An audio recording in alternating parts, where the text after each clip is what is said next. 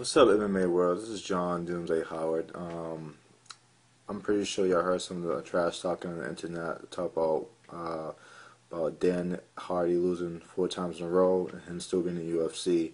Now, I'm not hating. I'm not a hater. That's not my style. Yes, I did lose 3 times in a row in the UFC, and I got kicked out. Well, to my knowledge, he lost 4 times, four times in a row, and he's still in the UFC. Okay. Whatever, that's not fair. People are saying because he has more fans, he has this, he has more politics, then it's not about fighting, it's about politics. But I will say this, I think that makes sense. Me and John Doomsday Howard versus Dan Hardy, I think that fight makes sense. I got 3 losses, he has 4 losses in a row.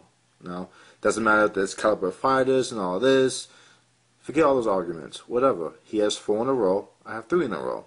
So I think that makes sense, and I'm not trying to be a bitch about it or I'm bitching complaining about it, but I'm trying to be real about it. What's fair is fair, and no disrespect to Dan Hardy or the UK fans or anything like that. I like Dan Hardy. I met him before once, and I think he's a good fighter. But, if it's politics, then, that's not cool. But the reason I'm doing this video, because a fan asked me would I fight Dan Hardy, given the opportunity.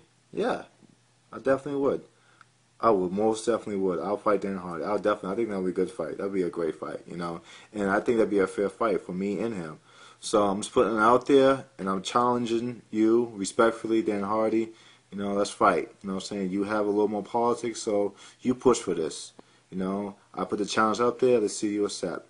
Doomsday to the fans out there. Love you all. Let's see where this goes.